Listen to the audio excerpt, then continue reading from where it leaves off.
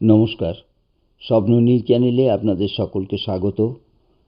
আমাদের চ্যানেলটাকে যারা এখনও সাবস্ক্রাইব করেননি তারা অতি অবশ্যই সাবস্ক্রাইব করে আমাদের সঙ্গ দেবেন। আমাদের আজকের গল্প হানাবাড়ির অভিশাপ। লেখক বেনেট কার্প। মিস্টার এলিসন হচ্ছেন এমন একজন লোক যিনি নিজের কাজে নিজেই ব্যস্ত থাকেন। অন্যের ব্যাপার নিয়ে মাথা ঘামানো তিনি মোটেই পছন্দ করেন না। কিন্তু সেদিন সন্ধ্যায় ব্যাপারটা ঘটল অন্যরকম। যুবকটি যখন বাসে উঠে তার পাশের সিটে এলিয়ে পড়ল, তখন মিস্টার এলিসন কিছুতেই আর তার সান্ধ্য কাগজখানায় মনোসংযোগ করতে পারলেন না।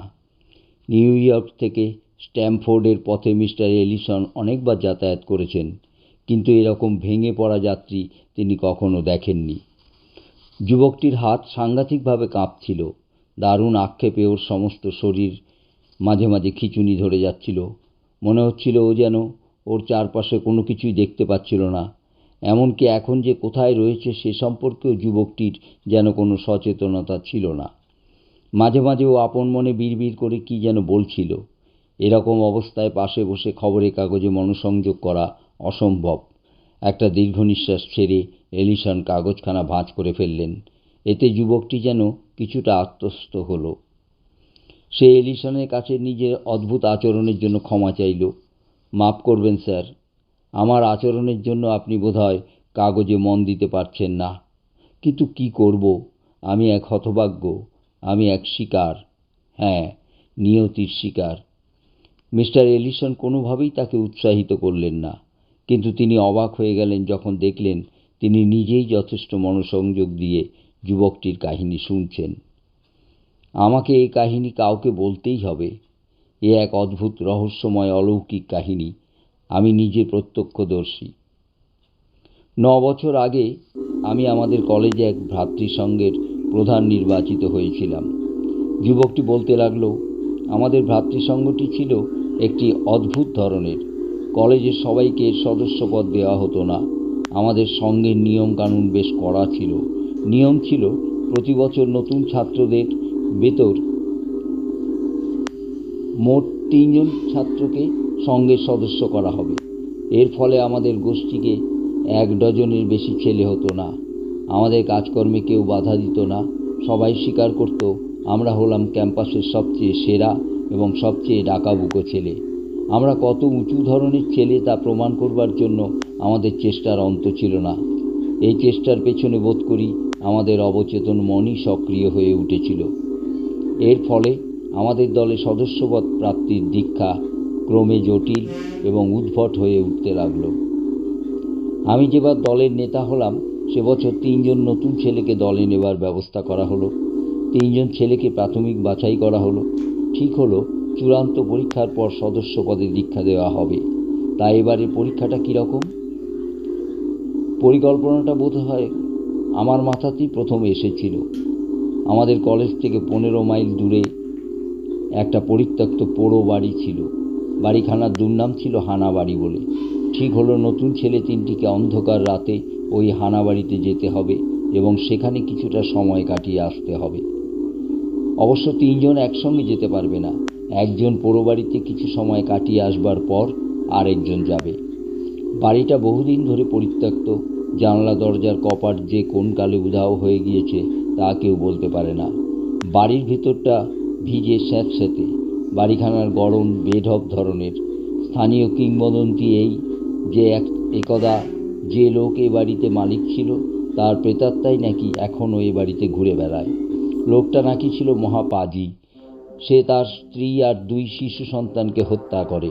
এই অপরাধের জন্য বিচারে তার ফাঁসি হয়, কিন্তু মরে গিয়েও সে জীবিত মানুষকে নিষ্কৃতি দিল না। তার প্রেতাত্মা এ বাড়িতে আর কোনো মানুষকে থাকতে দিল না।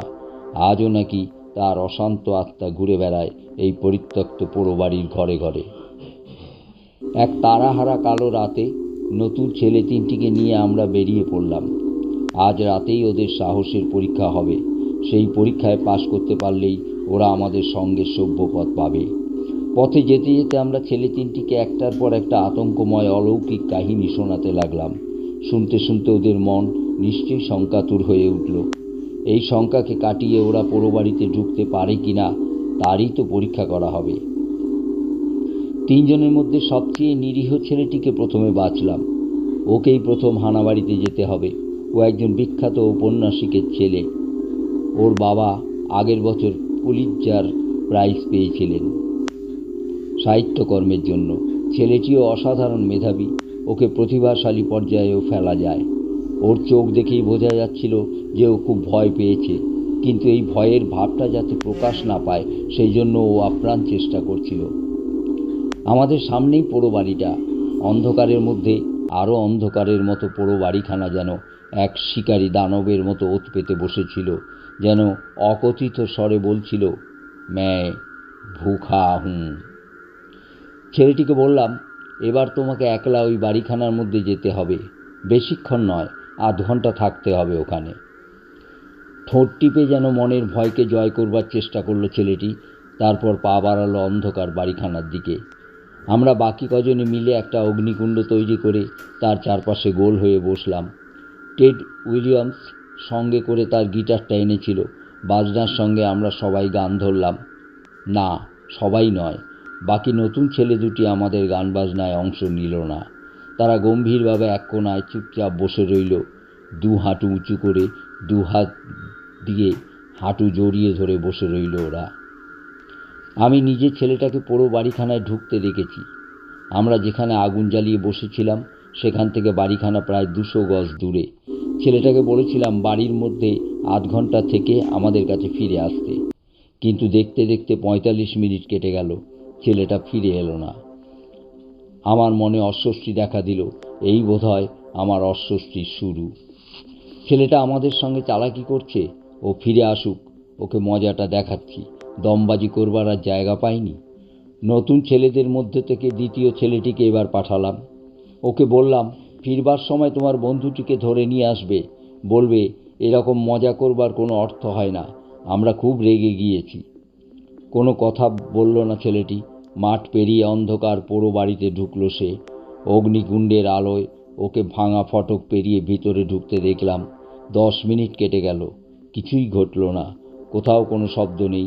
চারপাশে নিঝুম নিস্তব্ধ। অগ্নিকুণ্ডের আগুন নিভু নিভু হয়ে আসছে। উইলিয়ামস আর বাজাচ্ছে না, গিটারকে সরিয়ে রেখেছে একপাশে। আমরা বসে আছি, লক্ষ্য রাখছি বাড়িখানার দিকে। ছেলে দুটির জন্য অপেক্ষা করছি। অগ্নিকুণ্ডের আগুন আরও কমে এলো। চারপাশে যেন নেমে আসতে লাগলো অন্ধকারের কালো জবনিকা। মনের আকাশে দুশ্চিন্তার কালো মেঘ জমতে লাগলো। আমাদের সবাইকার মুখই ধীরে ধীরে গম্ভীর হয়ে উঠতে লাগলো। আধার দেহি অতিকায় দানবের মতো বাড়িখানা কি আমাদের দুই নতুন সঙ্গীকে গ্রাস করে ফেলল? এরকম একটা অবাস্তব অদ্ভুত চিন্তাই যেন আমাদের সবাইকার মন আচ্ছন্ন করে ফেলল। শেষ পর্যন্ত ধৈর্য হারিয়ে আমি চিৎকার করে উঠলাম, হতভাগা ছেলে দুটো, জাহান্নামে যাক ওরা। ওরা এত চালাক যে নিজেদের ভালোও বোঝে না। তারপর তৃতীয় নতুন ছেলেটির দিকে তাকিয়ে বললাম, ডেভিস, এবার তুমি যাও। আগে ওই হতভাগ্য দুটোকে বাড়ির বাইরে বের করে নিয়ে এসো। মিথ্যে জাঁক দেখাবার চেষ্টা করলে কিন্তু তোমার জ্যান্ত শরীর থেকে চামড়া খুলে নেব। ডেভিসকে আমাদের সঙ্গে সভ্যপদ দেওয়া হোক, আমরা সবাই এটা চাইছিলাম। সত্যি কথা বলতে কি, ওর মতো ছেলে পাওয়া দলের পক্ষে ভাগ্যের কথা। ও দেখতে সুন্দর, ওর ওজন 200 পাউন্ড। ডেভিসের লেখাপড়ার রেকর্ডও চমৎকার। এটা প্রায় নিশ্চিত যে আগামী বছর সমগ্র আমেরিকায় কৃতী ছাত্রদের তালিকায় ওর নাম স্থান পাবে। কি লেখাপড়া, কি খেলাধুলোয় ডেভিসের জুড়ি পাওয়া মুশকিল। এহেন একটা ছেলে আমাদের সঙ্গে আসুক, এটা আমরা সবাই চাইলেও নিজেদের নিয়মকানুনগুলোকে তো অগ্রাহ্য করতে পারছিলাম না। কাজেই পরীক্ষা না করে ওর মতো ছেলেকেও সদস্য পদে দীক্ষিত করা যাচ্ছিল না।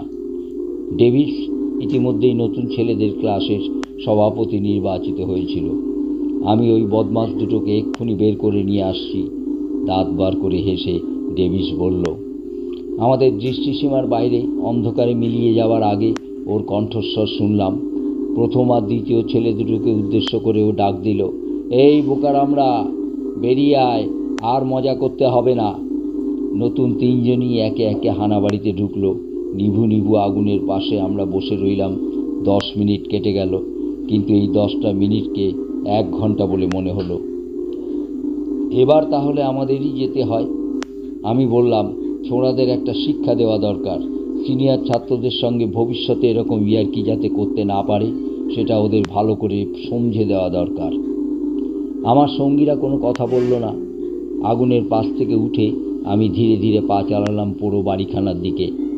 ভাঙা ফটক পেরিয়ে আমি হানা বাড়ির মধ্যে ঢুকলাম। প্রথম যে জিনিসটা আমায় আঘাত করলো তা হলো একটা গন্ধ, একটা অতি বাসি, অতি পুরানো গন্ধ। পুরানো বইপত্র আর খবরে কাগজে ভরা পরিত্যক্ত চিলেকোঠায় এ ধরনের গন্ধ পাওয়া যায়। ছেলে তিনটের নাম ধরে চিৎকার করে ডাকলাম, কিন্তু কোনো সাড়া পেলাম না। সঙ্গে ফ্ল্যাশ লাইট ছিল, প্রত্যেক ঘরের প্রতিটি কোণায় আলো ফেললাম, কিন্তু না, কোথাও ওরা নেই। কোথায় গেল ছেলে তিনটে? দারুণ অস্বস্তিতে মনটা ভরে গেল। স্বীকার করতে লজ্জা নেই, অন্ধকারে হানাবাড়িতে এসে গাটাও একটু ছমছম করছিল। বাড়িখানা একেবারে কবর ভূমির মতো নিস্তব্ধ। কিন্তু না, একেবারে নিস্তব্ধ নয়।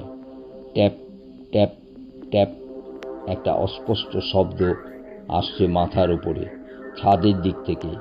পোড়ো বাড়িতে ক্রমাগত ওই শব্দ শুনতে শুনতে মনটা দারুণ আতঙ্কে ভরে গেল। এই মানসিক আতঙ্কটা আমি ঠিক বুঝিয়ে বলতে পারবো না। কিন্তু ভয় পেলে চলবে না। ভয়কে জয় করে ওপরে উঠে দেখতে হবে ওটা কিসের শব্দ। ঘুণে ধরা কাঠের সিঁড়ি বেয়ে দোতলায় উঠলাম। পায়ের চাপে সিঁড়িতে মচমচ শব্দ হতে লাগলো। দোতলায় উঠে সিঁড়ি শেষ হয়ে গিয়েছে, ছাদে যেতে হলে মই বেয়ে উঠতে হয়। মই একখানা আছে বটে, কিন্তু তার অবস্থা শোচনীয়। সবগুলো ধাপ পর্যন্ত নেই। কি আর করব, দুরু দুরু বুকে সেই ভাঙা মই দিয়ে ছাদে উঠলাম। বিরাট ছাদের এক প্রান্তে চিলেকোঠাখানা, ছাদে কোনো লোক নেই। ট্যাপ ট্যাপ শব্দটা এবার স্পষ্ট হয়ে উঠছে। শব্দটা আসছে চিলেকোঠার ভেতর থেকে। শয়তান তিনটে তাহলে এখানে লুকিয়ে ঢুকে আমাকে পাল্টা ভয় দেখাবার চেষ্টা করছে। মাথার মধ্যে আগুন জ্বলে উঠল। ভয়ের জায়গায় এলো ক্রোধ। এই, বেরিয়ে আয়, বেরিয়ে আয় তোরা! কিন্তু আমার চিৎকার করাটাই সার হলো। কেউ কোনো সাড়া দিল না। দারুণ রেগে আমি দরজায় ধাক্কা দিলাম, কিন্তু দরজা খুলল না, ভেতর থেকে বন্ধ। বাঁদরগুলো তাহলে আগে ভাগেই পরিকল্পনা করে আসরে নেমেছে। এই বাদরামির মজাটা ওদের হাড়ে হাড়েই বুঝিয়ে দিতে হবে। ছোট্ট ঘরখানায় একটা স্কাইলাইট রয়েছে। ভাঙা মইখানা টেনে এনে স্কাইলাইটের নিচে পাতলাম। তারপর মই বেয়ে উঠে তাকালাম ঘরের মধ্যে। বলা বাহুল্য, ফ্ল্যাশ লাইটটায় আমার সঙ্গে ছিল। আলো ফেললাম ঘরের মধ্যে। ওই তো ডেভিস উপুর হয়ে বসে শুয়ে আছে ছোকরাটা। ওর মাথার চুল বরফের মতো সাদা, চোখের দৃষ্টি অদ্ভুত, দুটি মণি দুটো ঘুরছে। এত সুস্থ মানুষের চোখ নয়। ওর চোখে তো বদ্ধ পাগলের দৃষ্টি। পাগল হয়ে গিয়েছে? হ্যাঁ, একেবারে উন্মাদ হয়ে গিয়েছে ডেভিস। ওর হাতে একখানা রক্তমাখা হাতুড়ি। সেই হাতুড়ি দিয়ে টিনের নিচু দেয়ালে মাঝে মাঝে আঘাত করছে। অর্থহীন, ছন্দহীন সেই আঘাতের শব্দই আমি শুনতে পেয়েছিলাম। চিৎকার করে ওকে ডাকলাম, কিন্তু আমার ডাক যেন শুনতেই পেল না ডেভিস। আমার দিকেও ফিরেও তাকালো না। আপন মনে রক্তমাখা হাতুড়ি নিয়ে ঘরের টিনের দেওয়ালে আঘাত করতে লাগলো। কোনো রকমে হানাবাড়ি থেকে বেরিয়ে সঙ্গীদের কাছে ছুটে গেলাম। তারপর সবাই মিলে চিলেকোঠা থেকে উন্মাদ ডেভিসকে নামিয়ে আনলাম। পরদিন সকালে কলেজ হাসপাতালে ও মারা গেল। মরবার আগে ও একটি কথাও বলে যেতে পারল না। কাজেই ও কী দেখেছে বা শুনেছে তার কিছুই জানা গেল না। অন্য দুটো ছেলে, তাদের কোনো খোঁজই পাওয়া গেল না। বুভুক্ষ হানাবাড়ি যেন তাদের গ্রাস করে ফেলেছে। মিস্টার এলিসন নিজের আসনে বসে অস্থির হয়ে উঠলেন। বুঝতে পারলেন না ছেলেটা একটা আষাঢ়ে গল্প ফেঁদে তাকে বোকা বানাচ্ছে কিনা। যুবকটা যে হতাশার ফলে মরিয়া হয়ে উঠেছে সেই বিষয়ে কোনো সন্দেহ নেই। লোকটা কি মাতাল, না অন্য কোনো মাদকদ্রব্য আসক্ত নেশাখোর? ওর নিজের কাহিনী অনুসারেই এই ঘটনা ঘটেছিল 9 বছর আগে। নিশ্চয়ই এই দীর্ঘ 9 বছর ধরে এরকম মানসিক অবস্থায়ও থাকেনি। যে প্রশ্নটা মনের ভিতর জেগে উঠেছিল সেটার উত্তরও পেয়ে গেলেন মিস্টার এলিসন। তার দিকে জলজল চোখ দুটি মেলে যুবকটি বলল, ঘটনাটা ঘটেছিল 9 বছর আগে। আর নতুন ছেলে তিনটিকে বাদ দিলে দলে ছিলাম আমরা 9 জন। সেই থেকে প্রতি বৎসর ওই তারিখে আমাদের মধ্যে একজন বদ্ধ উন্মাদ হয়ে যায়। সে অর্থহীন আবোল তাবোল বকতে থাকে, রক্তমাখা হাতুড়ি দিয়ে আঘাত করতে থাকে ঘরের মেঝেতে, তারপর 24 ঘন্টার মধ্যে মারা যায়। কাল, হ্যাঁ, কালকেই হলো সেই রাতের ঘটনার নবম বার্ষিকী। নিচু গলায় বাহুল্য বর্জিত ভাষায় যুবকটি বলল, সেই রাতে যারা নতুন ছেলে তিনটিকে নিয়ে হানাবাড়ি অভিযানে গিয়েছিল তাদের মধ্যে একমাত্র আমি আজ পর্যন্ত বেঁচে আছি। গল্পটা এখানেই শেষ। কেমন লাগলো আপনারা কমেন্ট করে অবশ্যই জানাবেন। আমাদের চ্যানেলটিকে লাইক ও শেয়ার করতে ভুলবেন না। ধন্যবাদ।